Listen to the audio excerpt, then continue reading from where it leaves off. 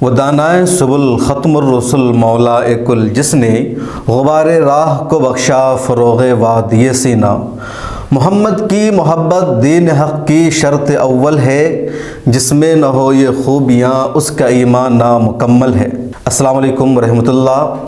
آج 12 ربیع الاول ہے۔ اسلامی تاریخ میں یہ مبارک، مقدس اور بے پناہ اہمیت کا حامل دن ہے۔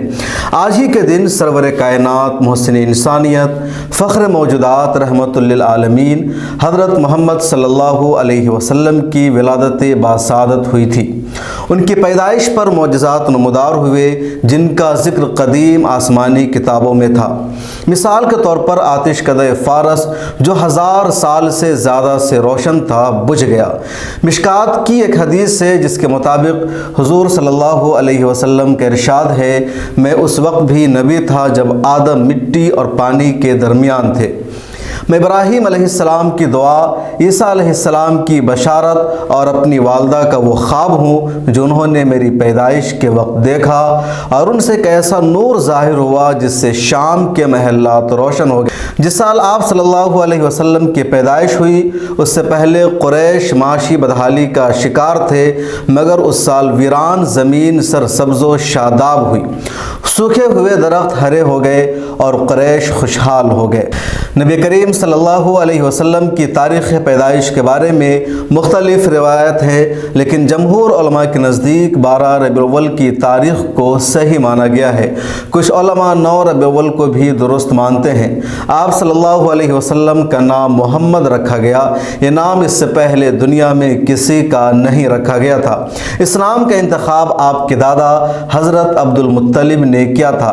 آپ کی والدہ نے آپ کے لیے احمد کا نام تجویز کیا تھا۔ آپ صلی اللہ علیہ وسلم کی ولادت مکہ کے علاقہ شیب ابی طالب کے جس گھر میں ہوئی، وہ بعد میں کافی عرصہ تک ایک مسجد رہی۔ حالیہ دنوں میں سعودی حکومت نے اسے ایک کتب خانہ یعنی لائبریری کی شکل میں تبدیل کر دیا ہے۔ آپ صلی اللہ علیہ وسلم کا تعلق قریش عرب کے معزز ترین قبیلہ بنو ہاشم سے تھا۔ اس خاندان کی شرافت، ایمانداری اور سخاوت بہت مشہور تھی۔ یہ خاندان حضرت ابراہیم علیہ السلام کے دین پر تھا، جسے دین حنیف کہتے ہیں۔ آپ صلی اللہ علیہ وسلم کے والد عبداللہ بن عبد المطلب اپنی خوبصورتی اور ایمانداری کے لیے بہت مشہور تھے، مگر ان کا انتقال آپ صلی اللہ علیہ وسلم کی پیدائش سے 6 ماہ پہلے ہو چکا تھا۔ والدہ کا نام حضرت آمنہ بنت وہب تھا، جو قبیلہ بنی زہرہ کے سردار وہب بن عبد مناف بن قصی بن کلاب کی بیٹی تھی۔ آپ صلی اللہ علیہ وسلم کے دادا عبد المطلب قریش کے سردار تھے۔ آپ صلی اللہ علیہ وسلم کا شجر نسب حضرت عدنان سے جا ملتا ہے، جو حضرت اسماعیل علیہ السلام ابن حضرت ابراہیم علیہ السلام کی اولاد میں سے تھے، اور مشہور ترین عربوں میں ان کا نام شامل ہے۔ آپ صلی اللہ علیہ وسلم کے والد حضرت عبداللہ ابن عبد المطلب آپ کی ولادت سے 6 ماہ قبل ہی وفات پا چکے تھے، اور آپ کی پرورش آپ کے دادا حضرت عبد المطلب نے کی۔ اس دوران میں آپ صلی اللہ علیہ وسلم نے کچھ مدت ایک دیہاتی قبیلہ کے ساتھ بسر کی، جیسا کہ عرب کا رواج تھا۔ اس کا مقصد بچوں کو فصیح عربی زبان سکھانا اور کھلی آب و ہوا میں صحت مند طریقے سے پرورش کرنا تھا۔ اس دوران میں آپ صلی اللہ علیہ وسلم کو حضرت حلیمہ بنت عبداللہ اور حضرت صوبیہ نے دودھ پلایا۔ 6 سال کی عمر میں آپ کی والدہ اور 8 سال کی عمر میں آپ کے دادا بھی وفات پا گئے۔ اس کے بعد آپ کی پرورش کی ذمہ داریاں آپ کے چچا اور بنو ہاشم کے نئے سردار حضرت ابو طالب نے انجام دی۔ حضرت محمد صلی اللہ علیہ وسلم نے حضرت ابو طالب کے ساتھ شام کا تجارتی سفر بھی کیا اور تجارت کے امور سے واقفیت حاصل کی۔ اس سفر کے دوران ایک بحیرہ نامی عیسائی راہب نے آپ صلی اللہ علیہ وسلم میں کچھ ایسی نشانیاں دیکھی جو ایک آنے والے پیغمبر کے بارے میں قدیم آسمانی کتابوں میں لکھی ہوئی تھی۔ اس راہب نے حضرت ابو طالب کو بتایا کہ اگر شام کے یہودی یا نصارہ نے یہ نشانیاں پا لی یا دیکھ لی تو آپ صلی اللہ علیہ وسلم کی جان کو خطرہ ہو سکتا ہے۔ چنانچہ حضرت ابو طالب نے یہ سفر بیچ میں ہی ملتوی کر دیا اور واپس مکہ آ گئے۔ اس سے معلوم ہوتا ہے کہ حضور صلی اللہ علیہ وسلم کا بچپن عام بچوں کی طرح کھیل کود میں نہیں گزرا ہوگا، بلکہ آپ صلی اللہ علیہ وسلم میں نبوت کی نشانیاں شروع سے ہی موجود تھی۔ اس قسم کا ایک اور واقعہ اس وقت بھی پیش آیا جب آپ صلی اللہ علیہ وسلم بدوی قبیلہ میں اپنی دایا کے پاس تھے۔ وہاں حبشہ کے کچھ عیسائیوں نے آپ صلی اللہ علیہ وسلم کو بغور دیکھا، کچھ سوالات کیے، یہاں تک کہ نبوت کی نشانیاں پائی اور پھر کہنے لگے ہم اس بچے کو پکڑ کر اپنی سرزمین میں لے جائیں گے۔ اس واقعہ کے بعد نبی کریم صلی اللہ علیہ وسلم کو مکہ لوٹا دیا گیا تاکہ کوئی اور بڑا حادثہ پیش نہ آئے یا کوئی حضور پاک صلی اللہ علیہ وسلم کو پکڑ کر نہ لے جائے۔ تقریباً 25 سال کی عمر میں آپ صلی اللہ علیہ وسلم نے شام کا دوسرا بڑا سفر کیا جو حضرت خدیجہ رضی اللہ تعالی عنہ کی تجارتی قافلہ کے لیے تھا۔ نبی کریم صلی اللہ علیہ وسلم نے ایمانداری کی بنیاد پر اپنے آپ کو ایک اچھا تاجر اور بزنس مین ثابت کیا۔ آپ صلی اللہ علیہ وسلم دوسرے لوگوں کا مال تجارت بھی تجارت کی غرض سے لے کر جایا کرتے تھے۔ نبی کریم صلی اللہ علیہ وسلم یہ خدمات حضرت خدیجہ کے لیے بھی انجام دیا کرتے تھے۔ اس سفر سے واپسی پر حضرت خدیجہ کے غلام میسرہ نے ان کو حضور صلی اللہ علیہ وسلم کی ایمانداری، ان کی صداقت اور اخلاق کی کچھ باتیں بتائی۔ انہوں نے جب یہ باتیں اپنے چچا زاد بھائی ورقہ بن نوفل کو بتایا تو ورقہ بن نوفل نے حضرت خدیجہ سے کہا جو باتیں آپ نے بتائی ہیں اگر صحیح ہے تو یہ شخص یقیناً نبی ہے۔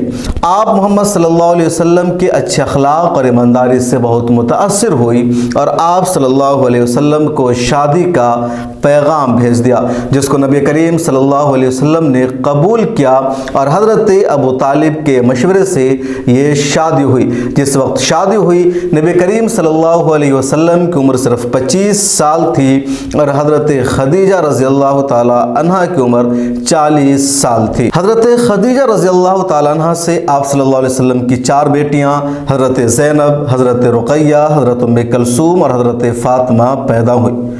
حضرت محمد صلی اللہ علیہ وسلم غور و فکر کے لیے مکہ سے باہر ایک غار ہرا میں تشریف لے جاتے تھے۔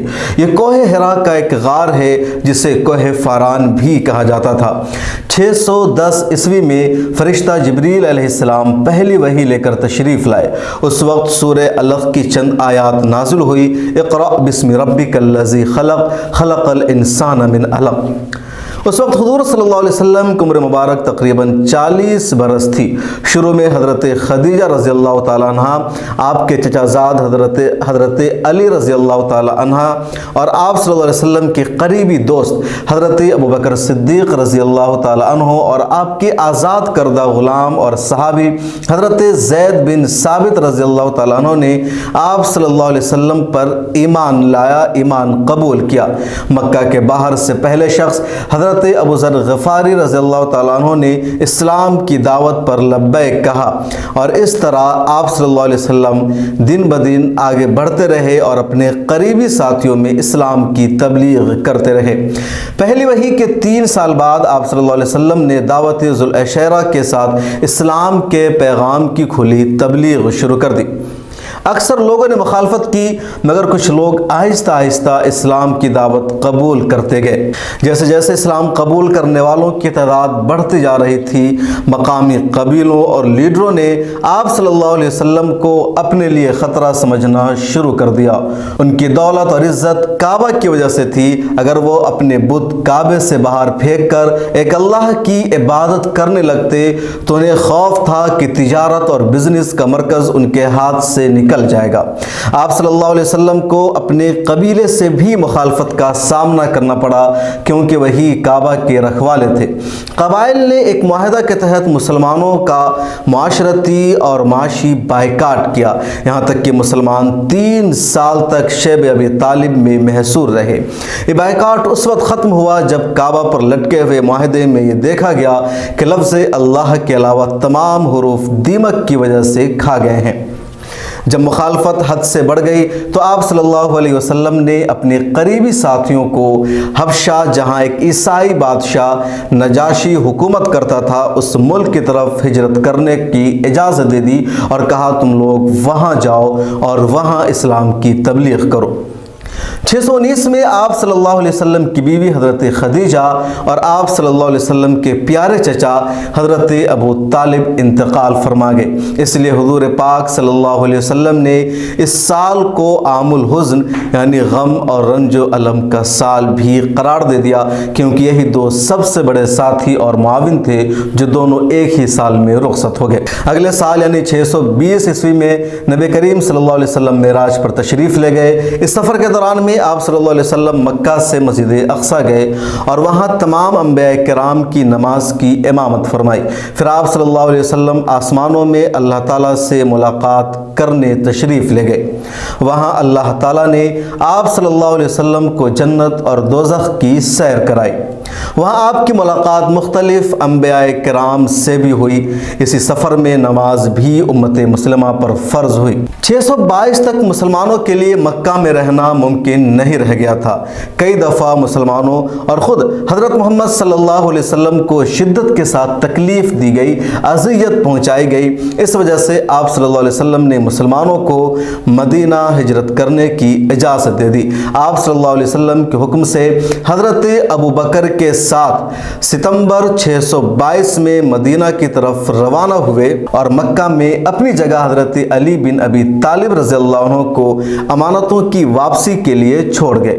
حضور صلی اللہ علیہ وسلم کے مدینہ پہنچنے پر انصار نے ان کا شاندار استقبال کیا اور اپنے تمام وسائل پیش کر دیے۔ جب آپ صلی اللہ علیہ وسلم مدینہ پہنچے تو انصار استقبال کے لیے آئے اور خواتین چھتوں پر سے دیکھ رہی تھی، استقبال کر رہی تھی اور دف بجا کر کچھ اشعار پڑھ رہی تھی، جس کا ترجمہ ہے: ہم پر 14ویں کی رات کا چاند طلوع ہو گیا، وداع کی پہاڑیوں سے ہم پر شکر واجب ہے جب تک کوئی اللہ کو پکارنے والا باقی رہے۔ آپ صلی اللہ علیہ وسلم کی اونٹنی حضرت ابو ایوب انصاری رضی اللہ عنہ کے گھر کے سامنے رکی اور حضور صلی اللہ علیہ وسلم نے ان کے ہی گھر قیام فرمایا۔ جس جگہ اونٹنی رکی تھی اسے حضور صلی اللہ علیہ وسلم نے قیمتاً خرید کر ایک مسجد کی تعمیر شروع کی، جس کو مسجد نبوی کہا گیا۔ اس تعمیر میں نبی کریم صلی اللہ علیہ وسلم نے خود بھی حصہ لیا، یعنی آج جو مسجد نبوی کا رقبہ ہے وہ اس وقت کے پورے مدینہ شہر کا احاطہ کر چکا ہے۔ یہاں حضور صلی اللہ علیہ وسلم نے مسلمانوں کے درمیان میں عقد مواخات کیا، یعنی مسلمانوں کو اس طرح بھائی بنایا کہ انصار میں سے ایک کو مہاجرین میں سے ایک کا بھائی بنایا اور پوری جائیداد سب کچھ آپس میں تقسیم کی۔ خود حضرت علی کو بھی اپنا بھائی قرار دیا۔ انصار نے مہاجرین کی مثالی مدد کی۔ ہجرت کے ساتھ ہی اسلامی تقویم کا بھی آغاز ہوا۔ آپ کے مدینہ آنے سے اوس اور خزرج جو یہاں کے دو قبائل تھے اور لڑائیاں ہوتی تھی، ان کا جو جھگڑا تھا وہ ختم ہوا، ان میں اتحاد اور بھائی چارہ پیدا ہو گیا۔ اس کے علاوہ یہاں کچھ یہودیوں کے قبائل بھی تھے جو ہمیشہ فساد کا سبب بنے ہوئے تھے۔ آپ صلی اللہ علیہ وسلم کے آنے کے بعد یہودیوں اور مسلمانوں کے درمیان ایک معاہدہ ہوا جس کو میثاق مدینہ کہا جاتا ہے۔ اس معاہدہ نے مدینہ میں امن کی فضا پیدا کر دی۔ اسی دور میں مسلمانوں کو کعبہ کی طرف نماز پڑھنے کا حکم دیا گیا۔ اس سے پہلے مسلمان بیت المقدس کی طرف رخ کر کے نماز ادا کرتے تھے جو یہودیوں کا بھی قبلہ تھا، اور اس لیے مسجد اقصیٰ یعنی بیت المقدس کو قبلہ اول کہا جاتا ہے۔ میثاق مدینہ کو بجا طور پر تاریخ انسانی کا پہلا تحریری دستور قرار دیا جا سکتا ہے۔ یہ 730 الفاظ پر مشتمل ایک جامع دستور ہے جو ریاست مدینہ کا آئین تھا۔ 622 میں ہونے والے اس معاہدے کے تحت 53 دفعات تھی۔ یہ معاہدہ اور تحریری دستور مدینہ کے قبائل یہود و نصارہ کے درمیان میں جنگ نہ کرنے کا بھی عہد تھا۔ میثاق مدینہ کے بعد یہود مجبور تھے کہ وہ چاہ کر بھی علی الاعلان اور کھلم کھلا حضرت محمد صلی اللہ اللہ علیہ وسلم اور اسلام کے خلاف باتیں نہیں کر سکتے تھے، اس لیے انہوں نے خفیہ سازشیں شروع کر دی، جن میں سے ایک ادب اور اظہار آزادی کی آڑ میں حضرت محمد صلی اللہ علیہ وسلم کی ذات گرامی پر حملہ کرنا تھا۔ عرب لوگ جو شعر و شاعری کے بڑے خوگر اور عادی تھے، ان کے لیے شاعری کے ذریعے حضور صلی اللہ علیہ وسلم کی حد کے عزت کرنے کی کوشش کی گئی، بیعت بھی کرنے کی کوشش کی گئی، اور یہ اس وجہ سے ہوا کہ اسلام میں ایمان اس وقت تک مکمل نہیں ہو سکتا جب تک حضور اکرم صلی اللہ علیہ وسلم کی ذات کی اہمیت اور مقام مال، جان، دولت، اولاد سے بھی زیادہ عزیز نہ ہو جائے۔ اس سلسلے میں 3 شعراء نے حضرت محمد صلی اللہ علیہ وسلم کے خاندان کے خلاف اور آپ کی شان میں ہی جو لکھی، برائیاں کی۔ ایک کا نام کعب بن اشرف تھا جو یہودی تھا، دوسرے کا نام اسما بنت مروان تھا جو خاتون تھی، اور تیسرے کا نام ابو افق تھا۔ جب وہ شاعر حد سے گزر گئے اور ان کے رقیق اور گھٹیا اشعار سے حضور پاک صلی اللہ علیہ وسلم کو شدید رنج پہنچا تو ان تینوں کو انہی کے قبیلے کے افراد نے قتل کر ڈالا۔ کعب بن الاشرف کو ان کے ایک رشتہ دار ابو نائلہ نے قتل کیا، اسما بنت مروان کو ان کے ہم قبیلہ ایک نابینا صحابی عمیر بن عوف نے قتل کر دیا، ابو افق کو حضرت سالم بن عمیر نے قتل کیا۔ ہجرت کرنے کے بعد کفار مکہ کی طرف سے پریشان کرنے کا سلسلہ بند نہیں ہوا، جس کے بعد جہاد فرض کیا گیا اور مسلمانوں کو اپنے دفاع کے لیے جنگیں لڑنی پڑی۔ اس سلسلے کی سب سے پہلی جنگ غزوہ بدر ہے۔ 17 رمضان 2 ہجری 17 مارچ 624 عیسوی کو بدر کے مقامات پر مسلمانوں اور کفار مکہ کے درمیان میں غزوہ بدر ہوئی۔ مسلمانوں کی تعداد صرف 313 تھی، جبکہ کفار مکہ کی تعداد 1300 یعنی 1300 تھی۔ مسلمانوں کو جنگ میں فتح نصیب ہوئی، 70 مشرکین مکہ مارے گئے، مشرکین 70 جنگی قیدیوں کو بھی چھوڑ کر بھاگ گئے۔ مسلمان شہداء کی تعداد صرف 14 تھی۔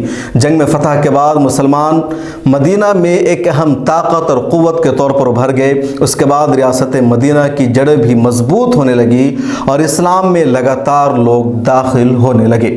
کئی جنگیں ہوئی، لیکن اہم ترین جنگوں میں ایک غزوہ احد بھی شامل ہے۔ حضرت ابو سفیان ان دنوں کفار مکہ کے سردار تھے اور مسلمان نہیں ہوئے تھے، چنانچہ انہوں نے 3000 کی فوج کے ساتھ حملہ کر دیا۔ احد کی پہاڑیوں میں جنگ واقع ہوئی، مسلمانوں کو شدید نقصان بھی پہنچا۔ سیرت نبوی کے اہم واقعات میں سے ایک صلح حدیبیہ بھی ہے۔ ریاست مدینہ اور مشرکین مکہ کے درمیان مارچ 628 عیسوی کو ایک معاہدہ ہوا جسے صلح حدیبیہ کہتے ہیں۔ 628 عیسوی 6 ہجری میں 1400 مسلمانوں کے ہمراہ نبی کریم صلی اللہ علیہ وسلم مدینہ سے مکہ کی طرف عمرہ کے ارادہ سے روانہ ہوئے۔ عرب کے رواج کے مطابق غیر مسلح افراد چاہے وہ دشمن ہی کیوں نہ ہو کعبہ کی زیارت کر سکتے تھے، جس میں رسومات بھی شامل تھی۔ یہی وجہ تھی کہ مسلمان تقریباً غیر مسلح تھے، مگر عرب کے رواج کے خلاف مشرکین مکہ نے حضرت خالد بن ولید جو اس وقت مسلمان نہیں ہوئے تھے کی قیادت میں 200 مسلح سواروں کے ساتھ مسلمانوں کو حدیبیہ کے مقام پر مکہ کے باہر ہی روک دیا اور کہا گیا آپ عمرہ کرنے نہیں جا سکتے۔ اس وقت تک مسلمان طاقتور ہو چکے تھے، ان کی طاقت کا غلبہ تھا، لیکن جنگ کی تیاری کے ساتھ اس وقت نہیں آئے تھے، اس لیے معاہدہ کی بات چیت ہوئی۔ صحابہ کرام میں سے کچھ لوگ چاہتے تھے کہ جنگ ضرور ہو، خود مسلمانوں میں ایسے لوگ تھے جن کو معاہدہ کی شرائط پسند نہیں تھی۔ مثلاً اگر کوئی مسلمان مکہ کے لوگوں کے پاس چلا جائے تو اسے واپس نہیں کیا جائے گا، مگر کوئی مشرک مسلمان ہو کر اپنے بزرگوں کی اجازت کے بغیر مدینہ چلا جائے تو اسے واپس کیا جائے گا۔ مگر حضور صلی اللہ علیہ وسلم کی دانش مندی سے صلح کا معاہدہ ہو گیا۔ اس کی بنیادی شق یہ تھی کہ 10 سال تک جنگ نہیں لڑی جائے گی اور مسلمان اس سال واپس چلے جائیں گے، وہ عمرہ ادا نہیں کریں گے اور عمرہ ادا کرنے کے لیے اگلے سال آئیں گے۔ چنانچہ مسلمان واپس مدینہ آئے اور پھر 629 عیسوی میں حج ادا کیا۔ اس معاہدہ سے پہلے جب مسلمانوں کے ایک نمائندے کو مشرکین نے روک لیا تھا تو حضور صلی اللہ علیہ وسلم نے مسلمانوں سے اپنی بیعت بھی لی، جسے بیعت رضوان کہا جاتا ہے۔ اس بیعت میں مسلمانوں نے عہد کیا کہ وہ مرتے دم تک حضور صلی اللہ علیہ وسلم کا ساتھ نہیں چھوڑیں گے۔ اس معاہدہ کے بہت سے سودمند اثرات برآمد ہوئے، بظاہر شکست لگ رہی تھی، لیکن وہیں سے فتح کا سلسلہ شروع ہوا۔ صلح حدیبیہ کے بعد محرم 7 ہجری میں حضور صلی اللہ علیہ وسلم نے مختلف حکمرانوں کو خطوط لکھے اور اپنے سفیروں کو ان خطوط کے ساتھ روانہ کیا۔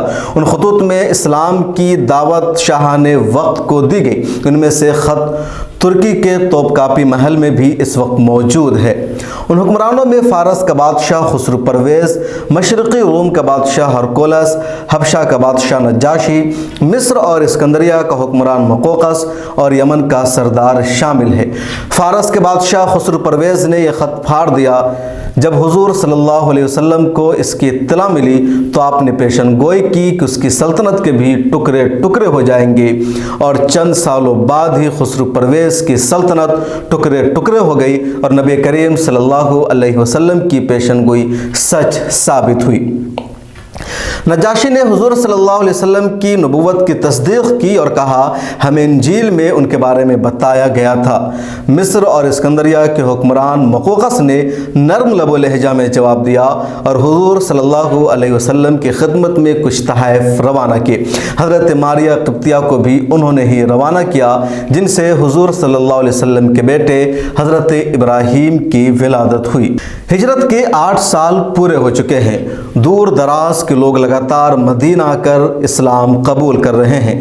مدینہ اور عرب کی سرحدوں سے نکل کر پوری دنیا میں اسلام کی صدائیں گونجنے لگی تھی۔ صلح حدیبیہ کی وجہ سے دشمنوں سے جنگ بھی رکی ہوئی تھی، لیکن اس درمیان کچھ ایسا ہوا کہ صلح حدیبیہ کا معاہدہ باقی نہیں رہ سکا اور صرف 2 سال تک ہی اس کا نفاذ ہوا۔ دراصل بنو قزا کا حضرت محمد صلی اللہ علیہ وسلم سے اتحاد تھا، جبکہ ان کے مخالف بنو بکر جو ایک قبیلہ تھا اس کا قریش مکہ کے ساتھ اتحاد تھا۔ ایک رات بنو بکر کے کچھ آدمیوں نے شب خون مارتے ہوئے بنو قزا کے کچھ لوگوں کو قتل کر دیا۔ قریش نے ہتھیاروں کے ساتھ اپنے اتحادیوں کی مدد کی، جبکہ بعض روایات کے مطابق چند قریش بذات خود بھی حملہ آوروں میں شامل تھے۔ اس واقعہ کے بعد نبی کریم صلی اللہ علیہ وسلم نے قریش کو ایک 3 نکاتی پیغام دیا اور کہا کہ آپ لوگوں نے معاہدے کو توڑا ہے، لہٰذا ان 3 میں سے کسی ایک کا انتخاب کرے۔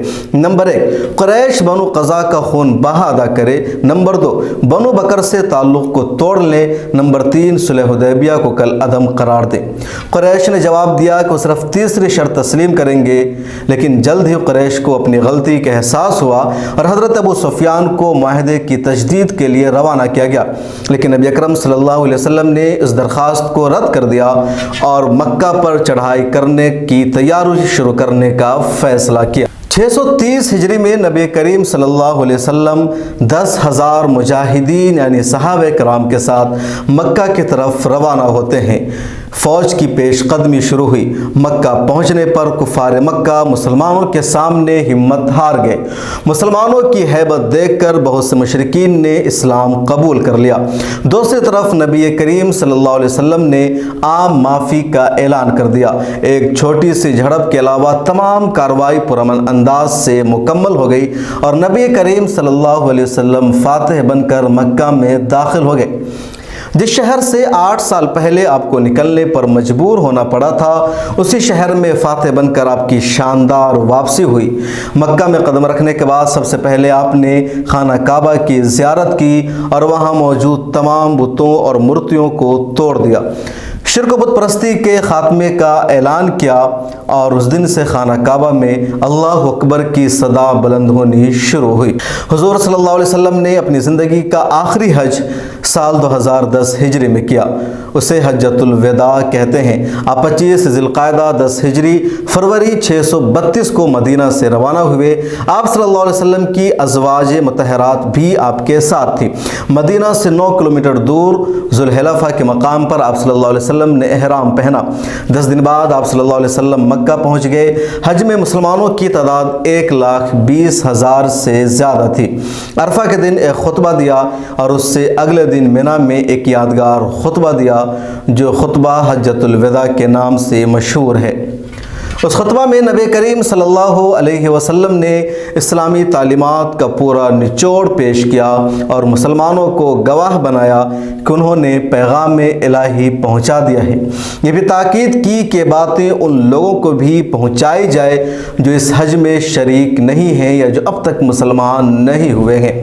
उस खुतबा में नबी करीम सल्लल्लाहु अलैहि वसल्लम ने फरमाया शायद मुसलमान उन्हें इसके बाद न देखें। उन्होंने फरमाया मुसलमान पर दूसरे मुसलमान का जान व माल हराम है। यह भी कहा कि नस्ल की बुनियाद पर किसी को किसी पर फौकियत हासिल नहीं है। इस्लाम के हराम व हलाल पर भी तफसील से रोशनी डाली। खुतबा के आखिर में ताकीद की कि जो हाजिर है वो गायब तक इस पैगाम को पहुँचा दे। फलियुबल्लिगु शाहिदल गायब। हज्जतुल विदा के फ़ौरन बाद आप सल्लल्लाहु अलैहि वसल्लम कुछ बीमार हुए, फिर ठीक हो गए, मगर कुछ अरसा बाद नबी करीम सल्लल्लाहु अलैहि वसल्लम फिर बीमार पड़ गए और कई रोज़ तक सर में दर्द होता रहा। बिलाखिर रिवायत के मुताबिक मई या जून 632 में नबी करीम सल्लल्लाहु अलैहि वसल्लम इंतकाल कर गए। इन्ना लिल्लाहि व इन्ना इलैहि राजिऊन। इंतकाल के वक्त आपकी उम्र 63 बरस थी। हज़रत अली ने गुस्ल कफ़न दिया। असहाब की मुख्तलिफ़ जमातों ने यके बाद दिगरे नमाज जनाजा अदा की और नबी करीम सल्लल्लाहु अलैहि वसल्लम को मस्जिद नबवी के साथ मुत्तसिल उनके हुजरे मुबारका में उसी जगह दफन किया गया जहाँ पर वफ़ात हुई थी। ये और इसके इर्द गिर्द की तमाम जगहें अब मस्जिद नबवी में शामिल है और जैसा कि मैंने शुरू में बताया उस वक्त का पूरा मदीना मस्जिद नबवी बन चुका है कि मोहम्मद से वफ़ा तूने तो हम तेरे हैं, ये जहाँ चीज़ है क्या लौह कलम तेरे हैं। आज की इस वीडियो में इतना ही। हमारी ये पेशकश आपको कैसी लगी कमेंट सेक्शन में ज़रूर लिखिएगा। अल्लाह ताला हम सबको नबी करीम सल्लल्लाहु अलैहि वसल्लम से बेपनाह इश्क़ व मोहब्बत करने की तौफ़ीक़ नसीब फरमाए और हमें रोज़े रसूल सल्लल्लाहु अलैहि वसल्लम की शहर मदीना और मक्का की ज़ियारत नसीब फरमाए। आमीन। मिल्लत टाइम्स को आपकी ज़रूरत है, हमारी आप माली मदद करें।